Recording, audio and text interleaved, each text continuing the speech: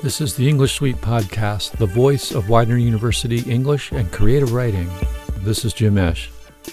On today's episode of the English Suite Podcast, Widener undergraduate student Shpresa Yimirai has a conversation with Dr. Rebecca Morgan Frank, a poet, author, teacher, and editor-in-chief of the online magazine Memorias.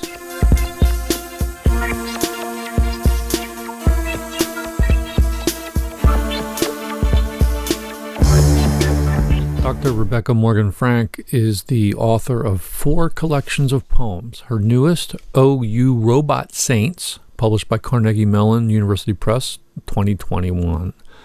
Her previous collections are Sometimes We're All Living in a Foreign Country and The Spokes of Venus, both from Carnegie Mellon, and Little Murders Everywhere, published by Salmon Poetry, finalist for the Kate Tufts Discovery Award. Rebecca's poems have appeared in The New Yorker, American Poetry Review, Plowshares, 32 Poems, The Kenyon Review, Pleiades, The Southern Review, Poetry Ireland, Academy of American Poets, Poem a Day, The Slowdown Podcast, and elsewhere.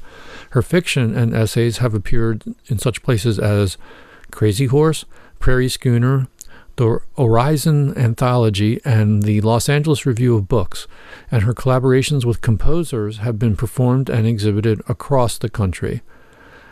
She is the recipient of the Poetry Society of America's Alice Faye de Castagnola Award and fellowships from the Mississippi Arts Commission, the Virginia Center for Creative Arts, the Sewanee Writers Conference, the Ragdale Foundation, and the Writers' Room of Boston. Co-founder and editor-in-chief of the online magazine Memorias, Rebecca teaches in the MFA program in Poetry and Prose at Northwestern University's School of Professional Studies. She is a native of Charlottesville, Virginia, and is based in Chicago. Welcome, Dr. Frank. It's great to see you again. We meet twice now, but you were a visiting guest recently in my creative writing class in Writing for Publication with Dr. Guzman. There you shared your experience as the co-founder and editor of Memorias, a journal of new verse and fiction. In the article that we read prior to you visiting our class, Summoning the Bard, the 21st Century Literary Magazine on the Web, you write about the wave of journals created by a generation of writers in their 30s, your initial idea of starting an online journal over about 16 years ago, and the influence of the changing culture outside the literary institutions at that time. What were some of the initial challenges in creating Memorias, and how did the influence shaping what Memorias would represent, if so? Great, thanks for that question. So Memorias came out of my graduation from an MFA program. So when I look back, the challenges that we had were, one, the web allowed us to create something without having a budget at the time, really. That was something that was more affordable. But it was also not as acceptable as a venue for publication as it is now. And so we had some work in convincing writers to allow us to use their work, to want to invest in us as a publication. There were a lot of questions then. I think people didn't quite understand the scale of readership that the web could bring, and also that things that you published online would endure as long as the website stayed up, and nothing quite goes away on the web. So it was an interesting time where we were all sort of figuring out what the role of publishing online would be. And for us, we wanted a chance to bring the kind of work we were interested in publishing to a broader audience. What were, if you'd like to mention, what were a few of the best resources that helped you along the way in developing the journal to be as successful as it has become? There were some great resources. One of those was the Council of Literary Magazines and Presses. It's now called the Community of Little Magazines and Presses. And they had all kinds of resources, including a guidebook that they put out every year. They had some sessions to help editors at their offices in New York. And one of the really wonderful things that they had was a listserv. And, this was before we had all these social media platforms that really made it easier for us to have shared groups. So it was a listserv that was joined by so many wonderful editors. So you could follow the conversations there where we would share problem solving or ask questions. If there was something as newer editors that we weren't sure how to handle, we could put out a question and get feedback or advice from editors who we admired at publications we admired. And it was an incredible resource. And even just being able to sort of eavesdrop on other conversations and questions, we learned a lot about building a magazine. Great. And was there something that you known, or that you, in fact, that you would wish that you had known prior to starting the magazine? I have seen people say this a lot, or sort of knowing what you get into. I think it's about the commitment, right? One thing that I worry about it being so easy for people to set up, in 2 minutes, you could start a journal on, WordPress or Square or something, is not really thinking through the consequence of what it means when people entrust you with their work and that they're expecting that the magazine will have last more than a few months, right? And so, 16, 17 years in, that work is still available to us and online. And so I wish that I had a little, I didn't quite know that. And I think it's important for people to think about is what kind of commitment are you making to writers and to this magazine? What sort of lifespan do you see that you could spend with it?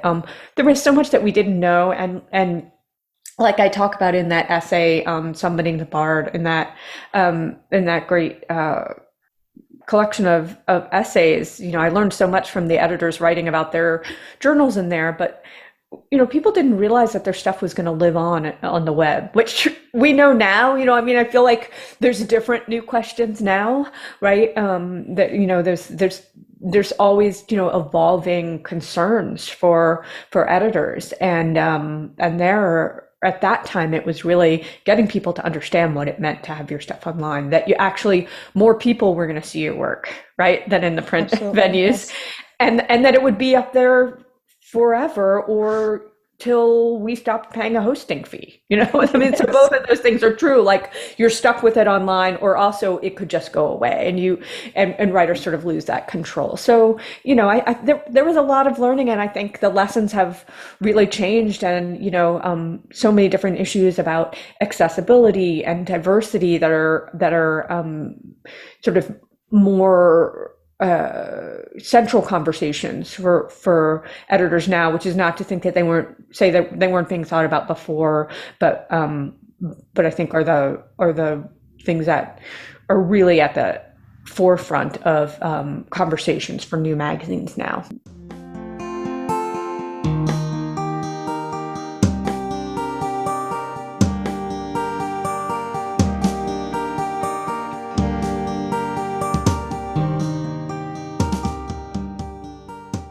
You are also the author of 4 poetry collections, starting with Little Murders Everywhere, The Spokes of Venus, Sometimes We're All Living in a Foreign Country, and your newest poetry collection, Oh You Robot Saints, was published in February this year. Congratulations, by the way. Thank you. I'm loving the book. I'm reading it currently for the second time because it requires another reading. In an interview with Tara Betts earlier this year, you talk about reading Medieval Robots by Ellie Truitt as part of your research and incorporating Greek and Roman sources to your writing. When did you know you wanted to make the parallel of robots becoming as humanly possible and humans somehow acting machine-like, and make that the theme of your book? It was a great question. And, I'm laughing because actually I have an event tomorrow night at Porter Square Books in Cambridge, Mass, virtually with Ellie Truitt. It's sort of a dream come true. Her book, Medieval Robots, she's a historian, a scholar at University of Pennsylvania, Right. And agreed to be in this conversation. And what happened was I read that book and the stories were amazing. And Medieval Robots was sort of the gateway book, but also just had a huge influence on so many poems in the book. And from there, I went to a lot of reading. I did a list on LitHub of some of these books, if listeners want to find more books about automata and some about robots. But initially, I was interested more in the history, right? Looking backwards of the last couple thousand years in both literary and created automata, these self-moving machines. And I was interested in, to me, how they seemed parallel to the making of a poem, this idea of creating something that its very creation forces you to ask questions about what it is to be, what it is to make, what it is to grapple with the questions of being human, right? Including the reality of our mortality, right? Because what the automata and the robot are something that we are creating. It's made, not born, and will likely or can outlive us as we live in our human bodies. Any of the poems, did you write any of them of this collection before realizing your book's central theme, and adopted them later, or did you write all of the entire book after you had decided that you're going to make this parallel? Yeah, I think, I started out with a couple of poems and I immediately thought that I was onto something and that I would continue exploring this thread of writing about automata. And then it expanded in two ways. One is, as I was writing those early poems, my mother passed away. And so many of the poems became elegiac, and it sort of set the course of the book that those would be some of the questions that I was exploring in terms of what does it mean to make a life, and how does that relate to the way we encounter our own mortality, or the mortality of those that we love, and sort of moving into the tradition of the elegy. And the other was that I ended up meeting a friend's neighbor was a roboticist. And so those conversations that I was able to have with him expanded my vision into including 20th century and 21st century robots, moving past just looking historically and starting to discover some of the crazy things that are being created around us right now. It's sort of unbelievable. We're living in the future that we sometimes see packaged as a future in films, but it's actually occurring around us, these developments of robots and AI.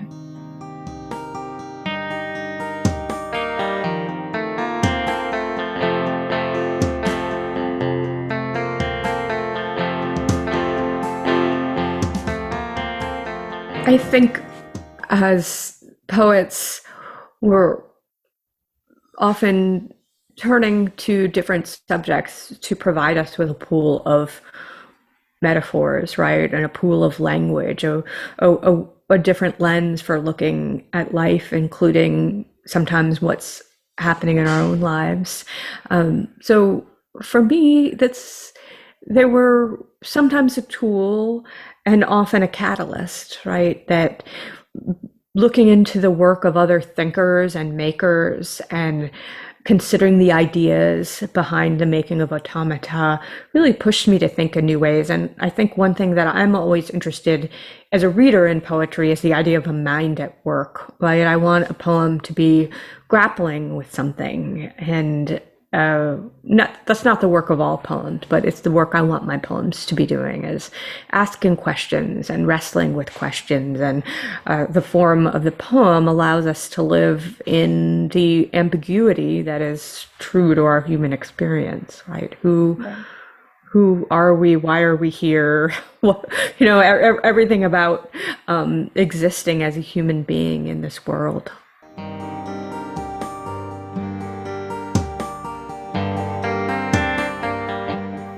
Would you like to read one of the poems? Right. Creation. That day we'd only just begun to build our own city on a slab with clay, toothpicks, cardboard, scraps of wood, found buttons and beads. I pressed with my hands a highway that passed it by, named it with a number everyone in my family had lived to. It was my ode to the original makers. I slept under the table and dreamt my whole city came to life. Waking, I told my story, how the clay people had no mouths or eyes, were left as I had left them, had followed me around the conveniences I made them and asked me where they came from. What could I tell them of the tools I'd found in the kitchen, the basement, on sale at the 5 and dime? Instead, I built them a place to gather, wrote out their mythology from my teacher. She said, "You can't just make up gods. This is social science." I put a cross on the roof and passed. 3 days later, my little city was stepped on, the burial simple, one trip to the school trash, and that senseless god was dead. The people's stories mine to claim, mine to tell over and over again.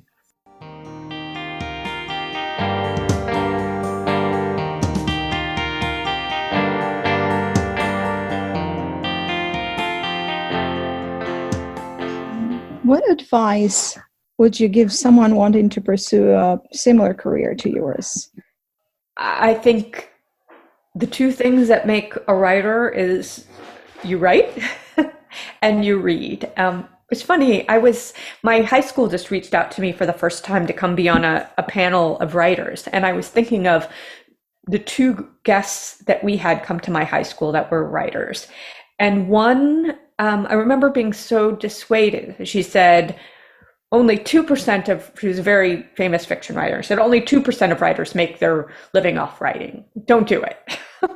And that was, I think of how easily we can be dissuaded, right? If someone says, oh, you won't make money, or, oh, it's so competitive, or, oh, it's so hard. But one thing that I can see in my life as a writer, as an editor, and a professor is that persistence and not giving up is the one shared factor of all successful writers, right? That you have to be willing to put yourself out there and not be dissuaded. If you're in a workshop or have a teacher who gives you comments that you find discouraging, you have to be able to put that aside and keep writing and keep growing, keep finding new audiences, keep sending your work out, and keep believing that you have something worth saying or something worth making. I mean, art can do different things. It's not always saying something directly, but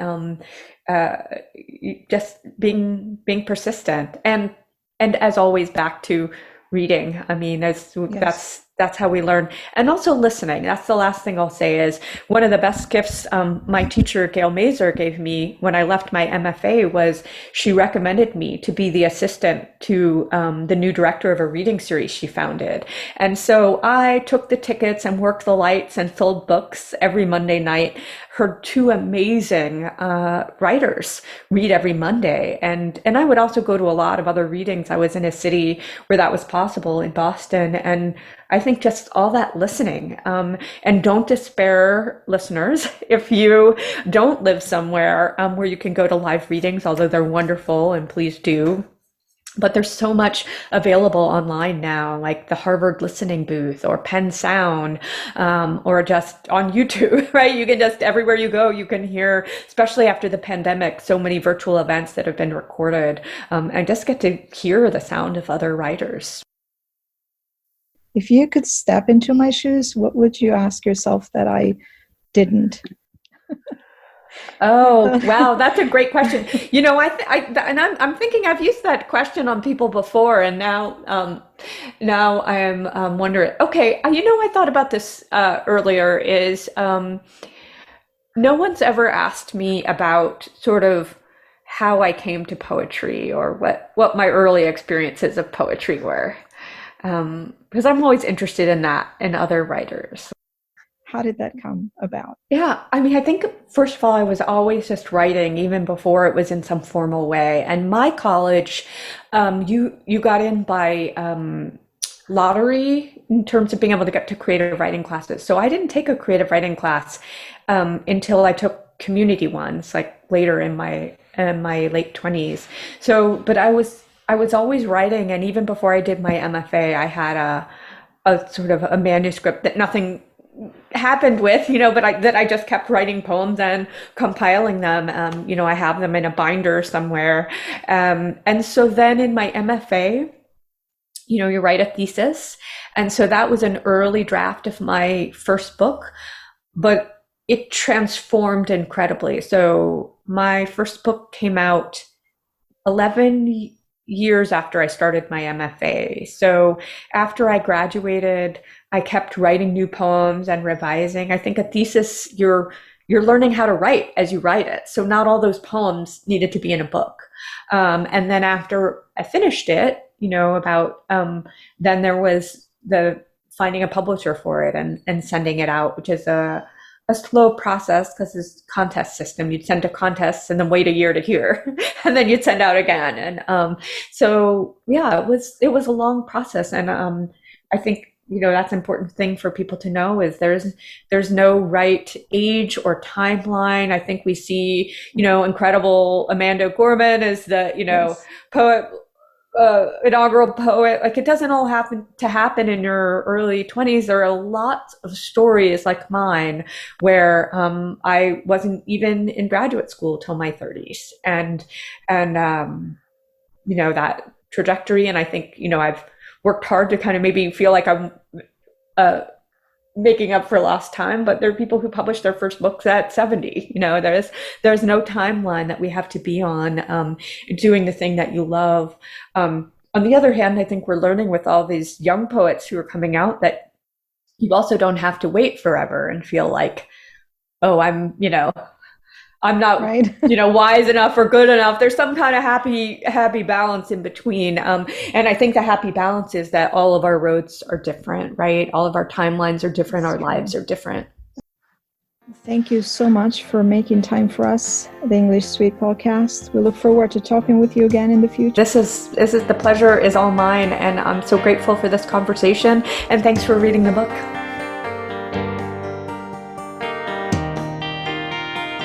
Special thanks to Dr. Guzman, my creative writing professor, who introduced us and who helped connect us for the interview.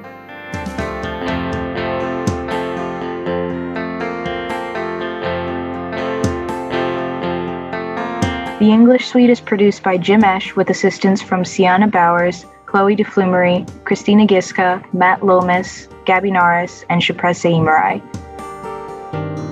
If you've enjoyed the podcast, please consider subscribing and sharing with your friends and followers. To send feedback or get more information about Widener English and creative writing, email us at widenerenglishsuite@gmail.com. Thanks for listening.